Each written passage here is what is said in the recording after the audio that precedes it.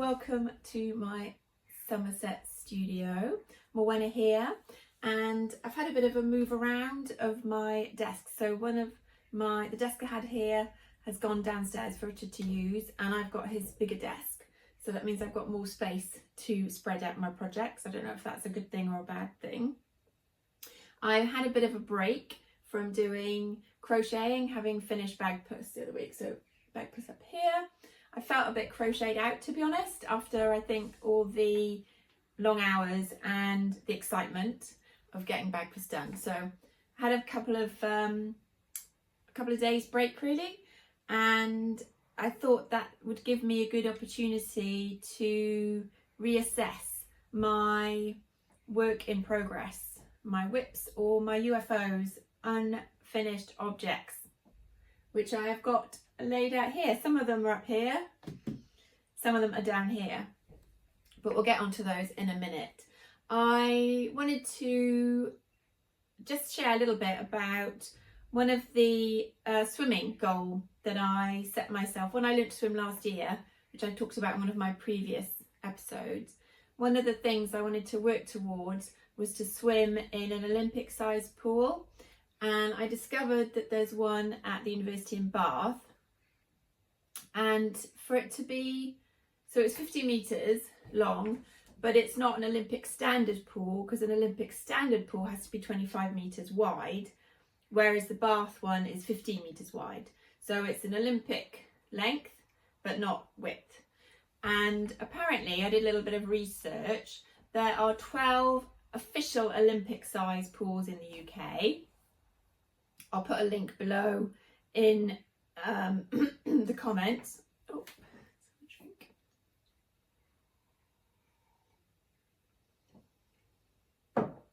And there is actually an Olympic pool in Hengrove, Bristol, which I didn't realise. So I think I will add that to my list. So yeah, there's 12 official Olympic size pools in the UK. So that's 50 metres by 25 metres. And have you swum in any of those? It'd be really cool to hear about your experience of any of those pools, any that you'd recommend. And then the other pools, which include the one at the University of Bath, are Olympic style, because they're 25 metres, Olympic style because they're 50 metres long, but they're not 25 wide.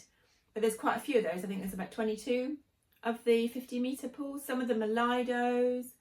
So that would be really nice to go and have a swim at some of those. So that was the first thing, was actually finally going to the university pool just to see what it was like. So I haven't swum in it yet.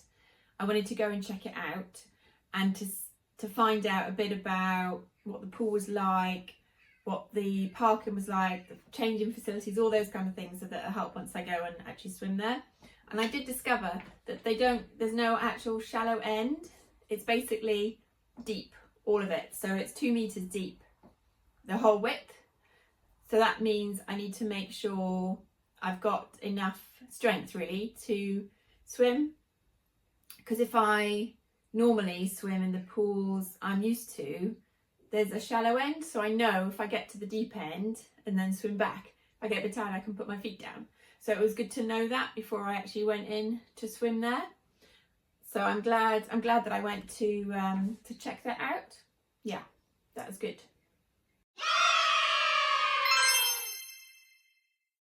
Let's have a look at the projects that I've still got to finish. Some of them I've had for a number of years actually, thinking about it, but let's not dwell on that. Let's look at what I've currently got on my hook, and which ones I'm going to tackle and finish next, I think, and how I'm going to go about it. Where should we start? Okay, let's put my cup of tea down. I think we'll start with this one, actually, seeing that it's here. This is actually Tunisian crochet. So it's got slightly different stitch to normal crocheting, and it's a freestyle that I've been working on and off with, and I combined So I got some mohair. Let's put that there. And I actually wound it with 2 other yarns to make it easier to crochet with. The thing is, it's not actually big enough for me because I wasn't following a pattern. I need to add some extra panels to it. I've pinned it up to see what it's like. I really like the stripes and everything. And I think taking it out of the cupboard has helped me to think about whether or not I'm actually going to finish it. Because it'd be cool to line it or anything like that maybe. Or even wear it that way around, the furry side out. So that's one to do. Actually, how many have I got to finish? 1, 2, 3, 4, 5, 6, 7, I think. 7, yeah, 7 projects to finish. So that's one of them. Shall I look back and see when I started them? I'm not sure whether that will be encouraging or slightly depressing. So that's one of the ones to finish. The one I'm currently working on at the moment is this. So another cardigan. I think because they're long projects, I tend to get a bit bored. So I'm making this cardigan for Richard, which again I started a while ago. And I'm using this yarn. This is West Yorkshire Spinners Shetland Croft in Stormy Skies. And that's coming along. So I got a bit stuck on some of the elements, but actually I found the bits that I was stuck on, so the joining up of the shoulders. When I was making this mini coat for Emily, making this helped me then to go on to do that one. So that was really helpful to do that one. So this pattern is, let me find it. There we go. It's this here. That's the cardigan. And it's by Heart Hook Home. And I think it'll be really smart when it's finished. So I'm working on the collar at the moment. That's the bit I'm doing. Then I've got to do the sleeves and then it should be done. So it's not too far off. And I think having a break from doing amigurumi to doing something a bit more repeat is actually quite good to have that change. So I'm working on that one at the moment. So that's nice, that one. And then let's see. Yeah, so we've still got Emily's coat to finish. I've got the hood to make. I did try and start that the other day, but I couldn't quite understand the pattern, so I'll have to come back at that again. I have started to make her little bag, but I've somehow managed to get the handle a bit twisted. So I wonder whether if I block it, that might be fine. But that's going to be her little adventure bag, which she's going to wear like that. So that will be good to get that finished. But I think I'm moving on. I'm doing more bigger projects now, having done lots of the small stuff. So that's those ones. What's next? Let's have a little drink.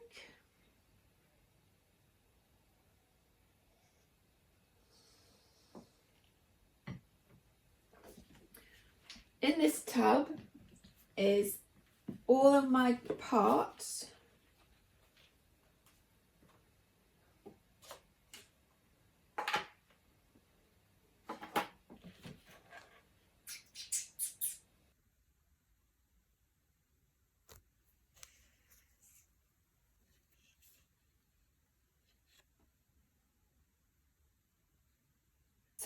Christmas advent that was actually produced by a subscription service called Little Blocks of Crochet by Amanda Bloom, and it was designed by Just Pootling, Kate Eastwood, and it's just lovely.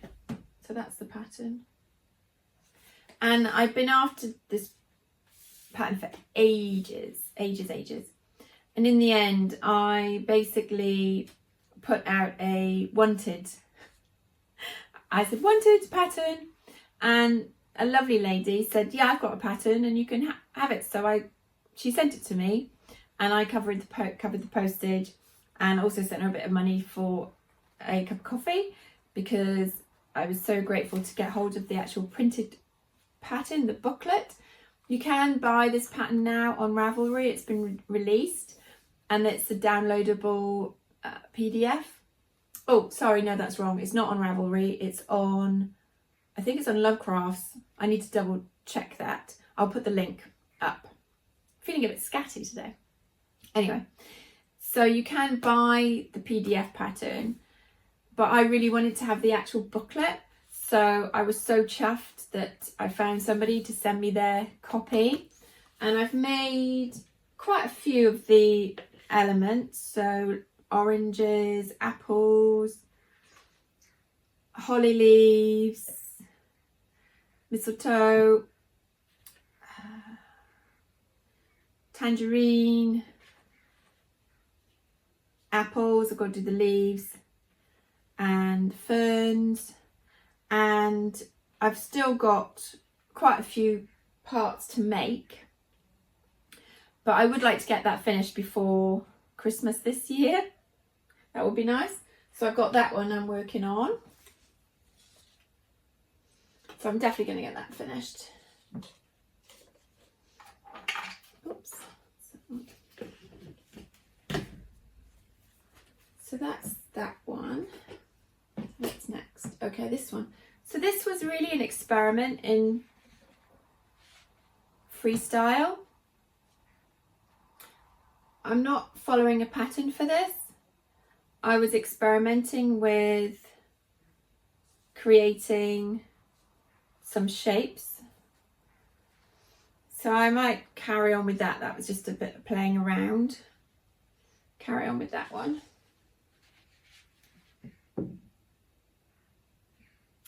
And then what's next? Oh yes, let's go down here.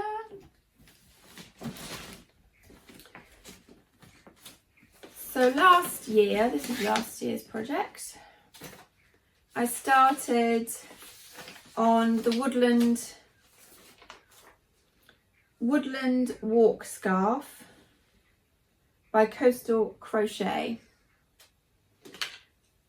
It was my first crochet along, and this is by Eleanor Tully. She's the designer, and I really wanted to try some new stitches. So fillet crochet, popcorn, doing the mushrooms inside, which I found really difficult, more fillet. This one with the leaves, which I loved. I thought that was really effective.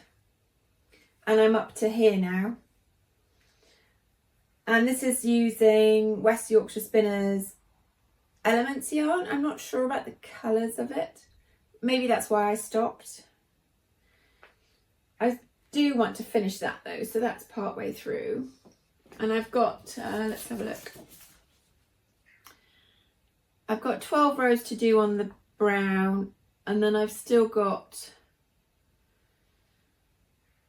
day 6, day 12, I've still got 6 days to go, I think, on that.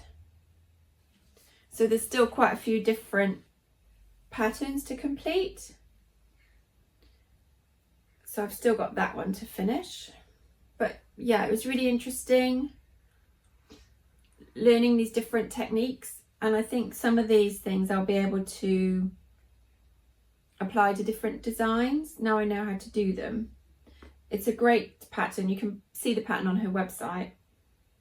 And it was released, yeah, I managed to keep up initially here, and then I got so behind I just couldn't every day I couldn't keep up with it, and I think I kind of stopped last year around, I don't know, December or something like that. So I will pick this one up again, and I will finish this one because that'd be nice to get that done. It's nice and soft. So I've got that one to finish.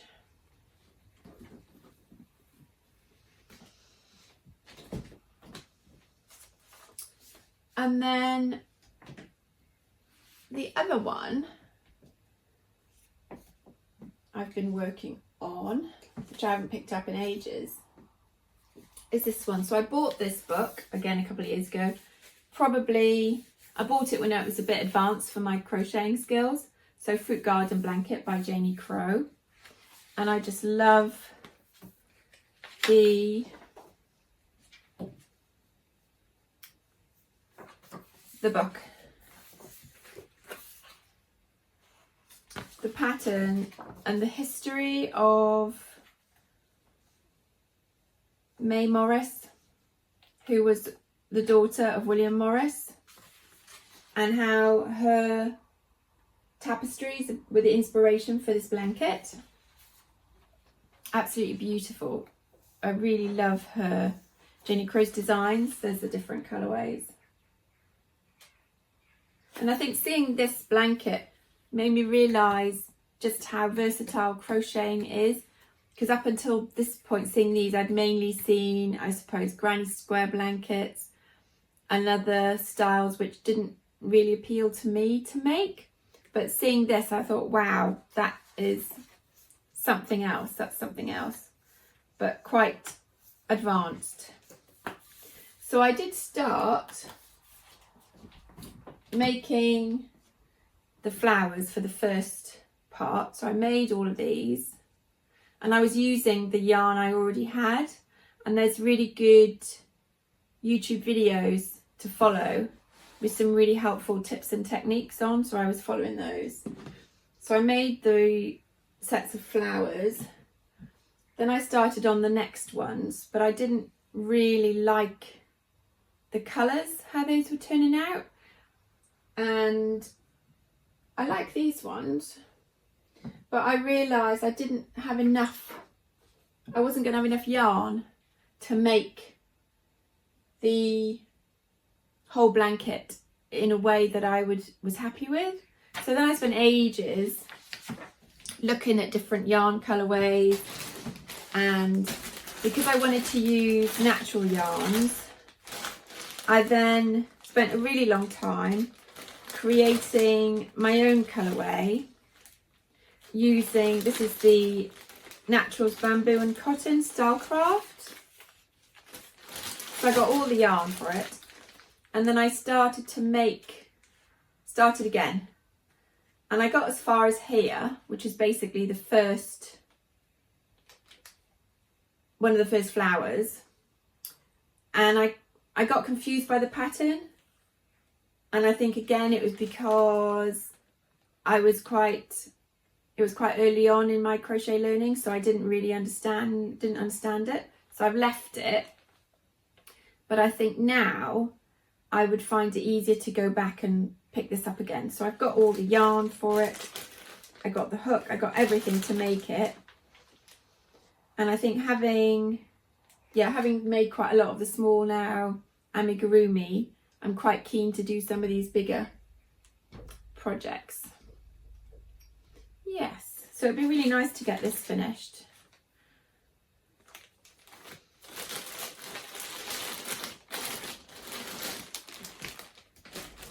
So that's the Janie Crow one. I've still got my little gnome to finish that I actually mentioned in my amigurumi book tag.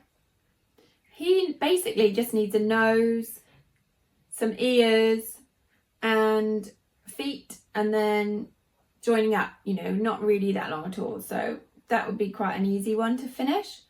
And I'll add a bit of ribbon so you can hang him up, so he's a decoration.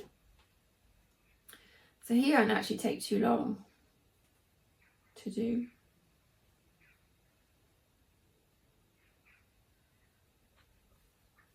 So I think that that is all of the ones that I've got listed.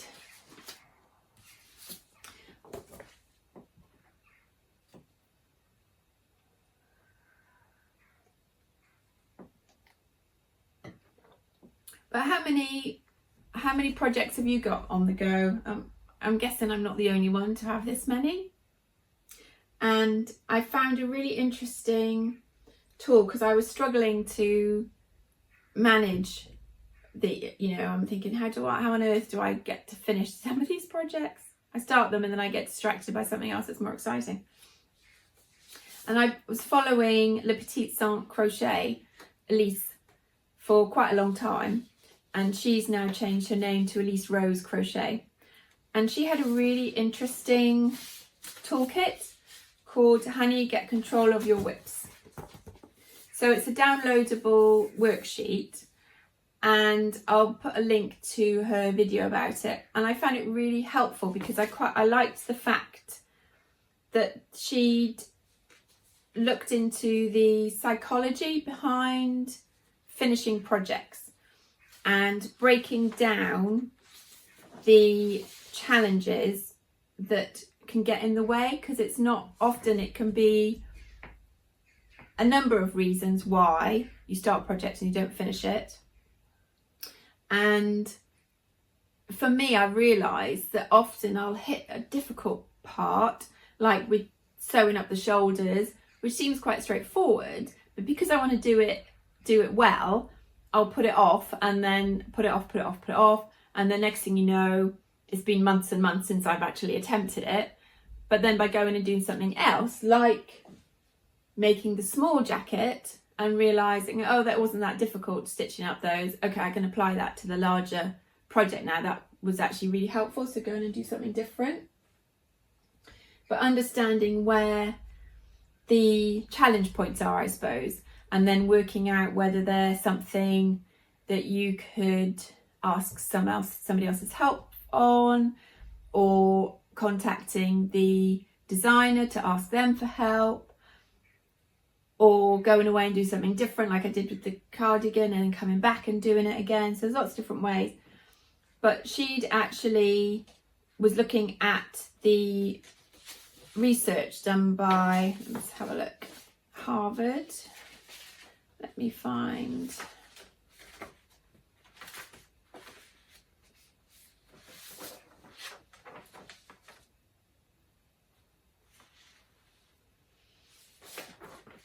Okay, here we go.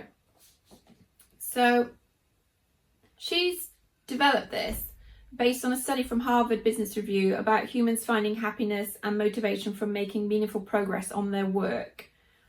The progress principle is not only logical but practical too. Feeling a sense of pride and accomplishment comes from taking actionable steps towards a specific goal, which we know. Turning those WIPs into FOs, finished objects, is going to feel so good. So the fact that she put that on the beginning of this workshop really appealed to me, because I like to know about the benefits of things, how it's going to work, and the research behind stuff. That really appealed. So I downloaded her worksheets, which are free, and then you basically go through a set of questions and you map out all the projects you've got, put them all together. You decide whether or not you actually want to finish them, yes or no. One of the other ones that I was going to finish, which I talked about in a previous episode, which was the Sally Skulls cardigan, I realised I didn't actually like the colourway I was using, so I unravelled it and then I used the pink for bag purse. I will make that project, but I'm going to use different yarn, so it's really helpful just to ask those kind of questions and decide, actually, no, I'm not going to carry on with that, but I'm going to reuse the yarn for something else. So yeah, you write down all of the different projects, you work out what you need for each of them. Do you need any more yarn? Have you got the right hook size? Have you got all your materials? Put them all together in bags so they're all grouped together. Work out if you've got any deadlines for them, and then how much time you've got left to finish it, if that's realistic, and then schedule it in to get it finished. And I found by using this system, for me, it's been really helpful. And taking that break from doing bag purse and then reassessing the projects that I've got to finish, and knowing that when I finish one of these, the feeling of satisfaction I get from doing that, that's remembering that is going to encourage me to get these things finished. So that's really where I am at the moment.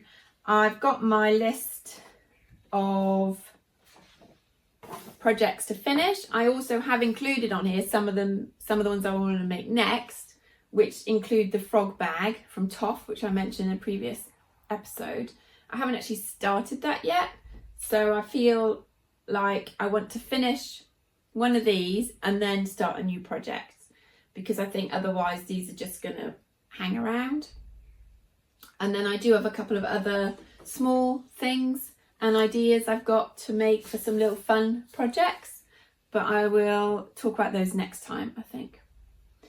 Yeah, so yeah, this is one way, this is the way I've found at the moment that's helping me to figure out what projects I've got outstanding, how I'm going to approach them, and then finish them. Have you, yeah, so that's cool. So I was just wondering, how do you manage your projects? Do you use a similar system? Have you got your own you've created? Have you got any tips and advice on things that I could consider when finishing these projects that I haven't already, I guess, covered? It'd be good to hear your thoughts on those kind of things. Yeah, I think it's good to just kind of reassess where I am with stuff. And also because the weather's been so horrible, because it's been so cold and rainy, it's made me think more about finishing these winter kind of clothing, because I'm more likely to going to be wearing them. Yeah, there we go. So that's kind of where I am at the moment. I'm off to Aquafit later on. I've managed to get space, which is great because sometimes it's so busy I can't get in. So I'm looking forward to that because I've missed going to that. And I will, I think also, yeah, decide when I'm going to go and swim in the Olympic pool. Great. Okay. It's been really lovely to spend a bit of time with you and to catch up on, yeah, projects I'm working on at the moment, crochet projects. I will be looking at I've got quite a lot of projects in my head, on my list that I'm working on, and I think I'll be starting to incorporate some of those more as well as I've worked out my system, I guess, of creating these films and trying to keep them, keeping them interesting for you. Great. Okay, well, I'm going to say bye for now and take care and see you soon. Okay.